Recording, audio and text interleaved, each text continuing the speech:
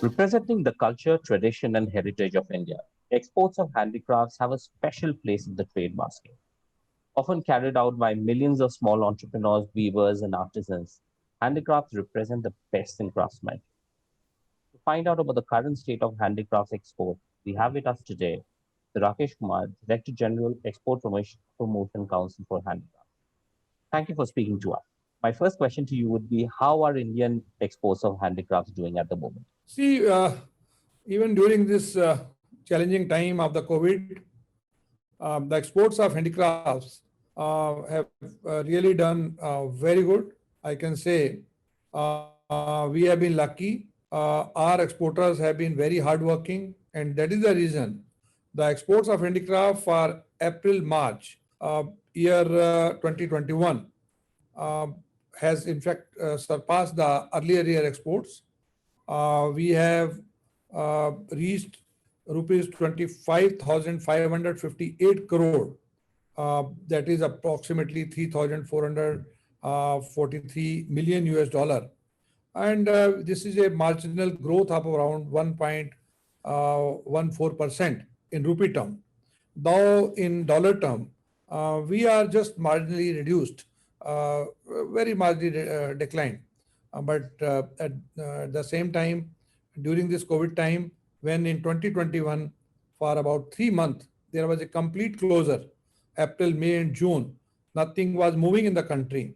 Just in the 9 months, we have been able to recover the total export.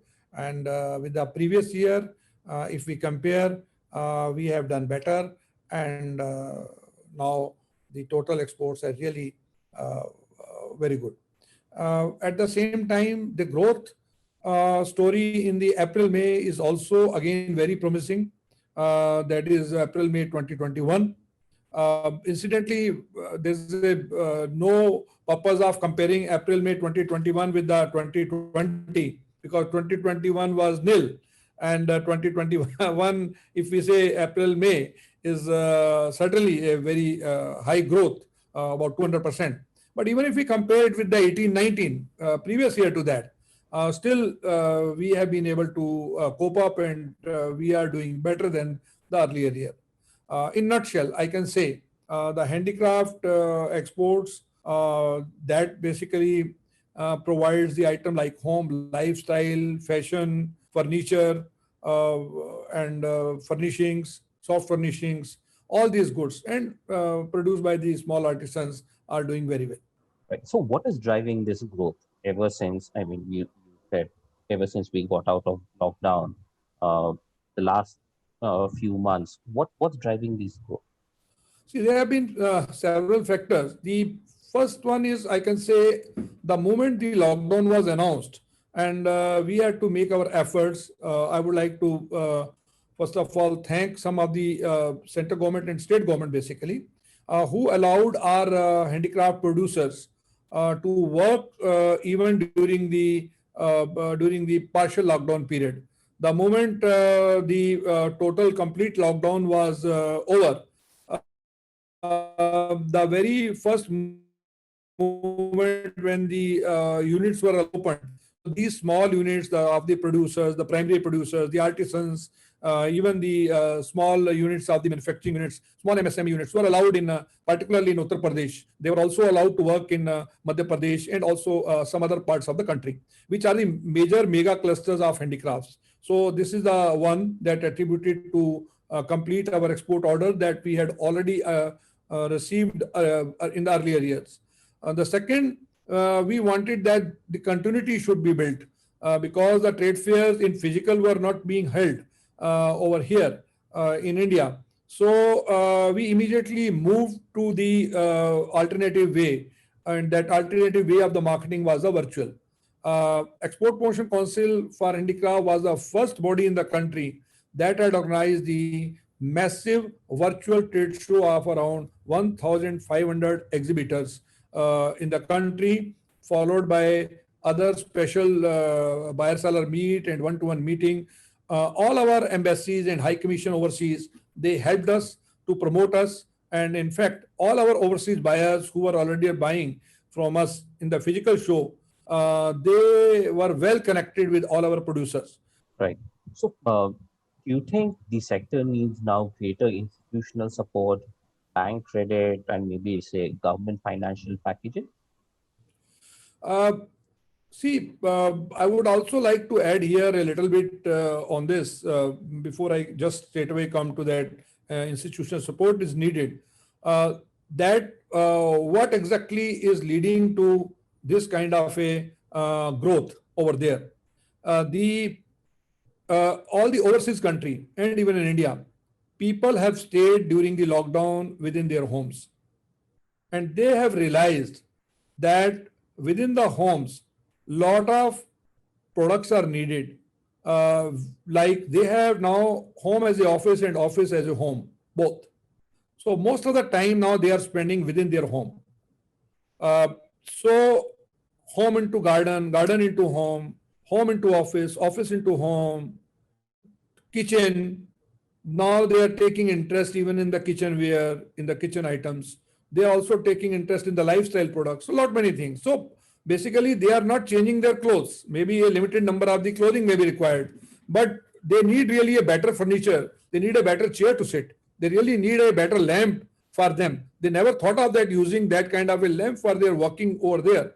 So all these are now leading to a this continuous growth path.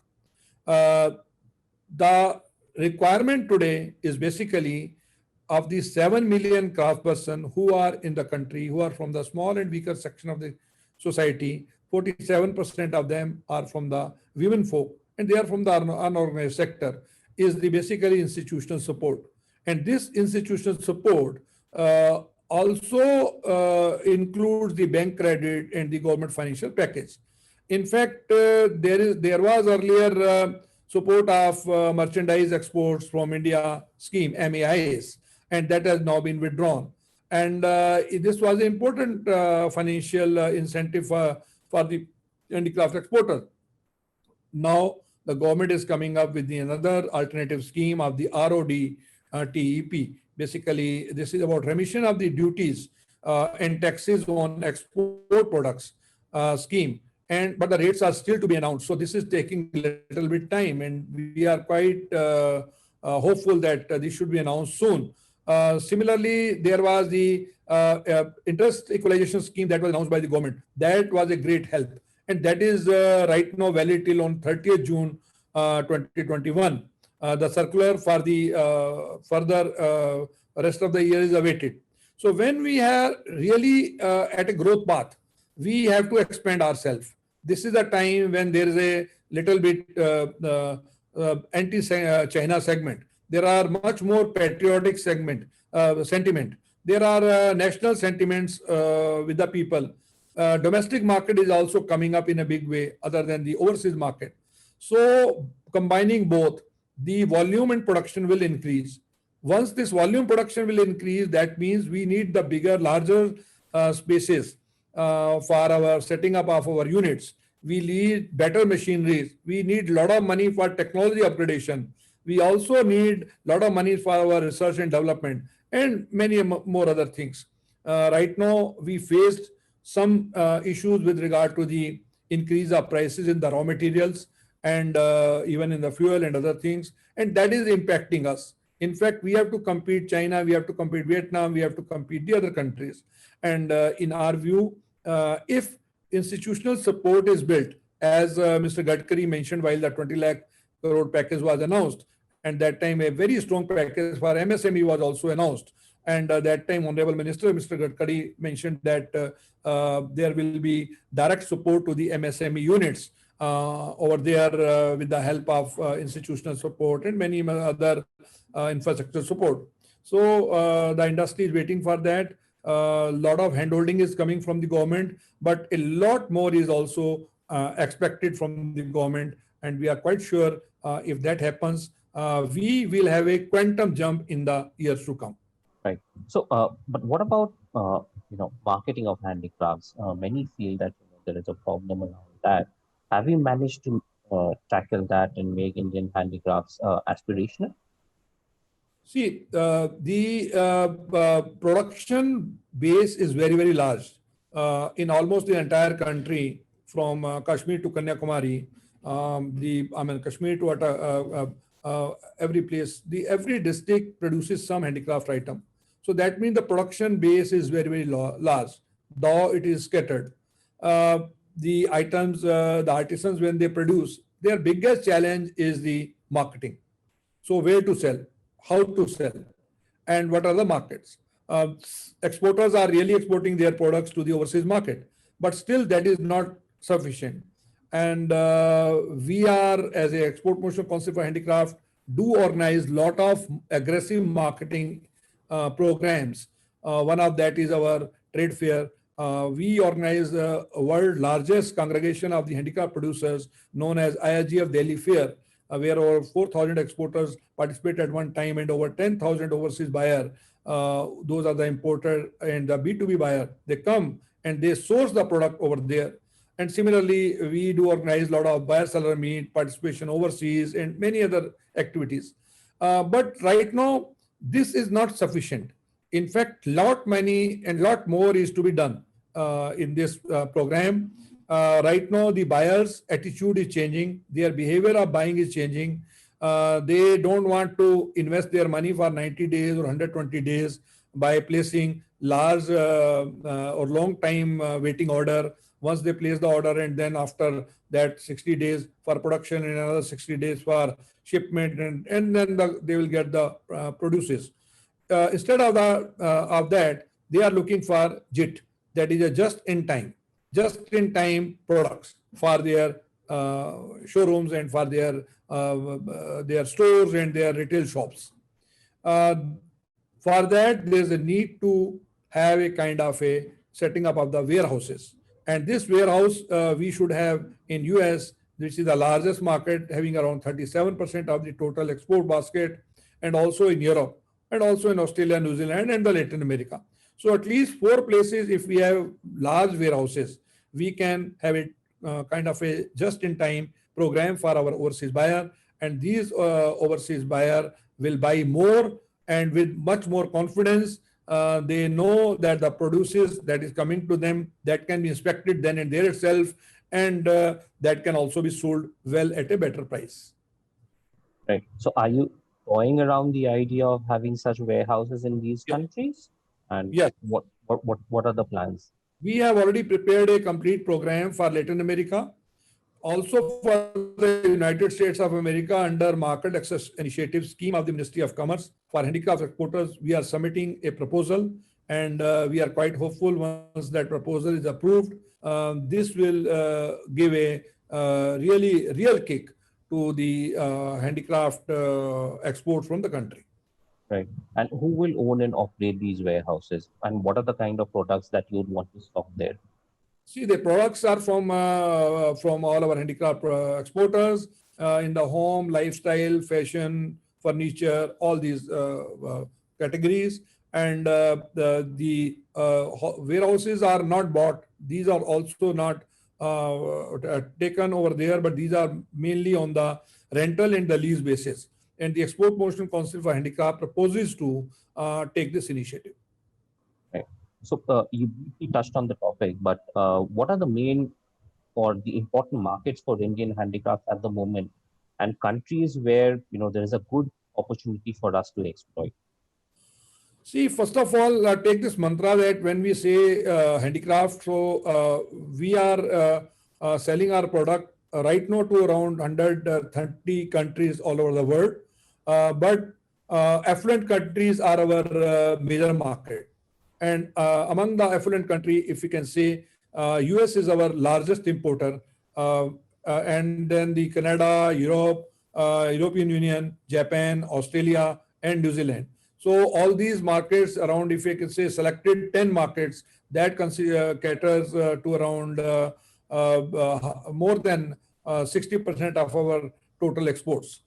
Similarly, the attempts have also been made to explore the markets of the Latin American countries, Middle East, China, and even CIS countries. Very interesting that last 3 years, we have made inroads to the market of China, and our products were very much liked by the Chinese buyers, and we never faced any threat of even copying our product because each and every item is handmade. Its product is so unique that it's difficult to even copy. Right. What about competition? I mean, if you look at the carpet, you have Turkey. If you look at toys, you have, say, China. How is competition vis-a-vis where we stand? See, there is no single competitor I can say all over the world with us. There are different segment-wise competition over there. When we talk in terms of cane, bamboo products, and other natural products, in that case, countries like Philippines, Indonesia, and even your Vietnam, they are doing really pretty well with us, and we have to follow them in some cases, and some cases we have to compete with them, and rather we have to take their techniques because they have been performing very well for the last few years. We have taken their technology, and that was implemented in all Himalayan states, and we have really performed well in that case. Similarly, when we take in terms of textiles, we are much ahead of others. We don't find much of competitor in the textiles category. That is the home furnishing category, particularly because a lot of handwork, lot of embroidery, lot of hand crochet work, all these things are done. A lot of embellishments are done, so trimmings are done, and that is the USP of our product. But when we say the metal, in the case of metal, we have competition with South Korea and some part of China also. Like in case of hollow technology. My last question to you would be, India has started talks with the UK for a trade deal and has also resumed talks with EU for an FTA. How significant are these for a sector like that? So first of all, I would like to just share with you that our exports to United Kingdom is pretty good. We have around 8% of the total exports to the United Kingdom, and that has been historically a very important market for us. And we always take the United Kingdom very seriously. Reason being, one is it's a colonial impression over there. Even people, they like the Indian products over there, and also some kind of a emotional contact with the UK is there. And at the same time, Brexit almost is done, and now the UK has is very important from the specific trade agreement. UK, India has to sign with that, and our share in the UK market is maintained and increased over the period of time. So that we should do for the UK. And for EU? EU certainly. EU is always important, and EU, our presence is already very strong presence is there. After United States of America, our next major market is the European Union. Great. Thank you so much. It was a real pleasure talking to you. Thank you so much for joining us today, Mr. Kumar. Thank you very much. Thank you very much.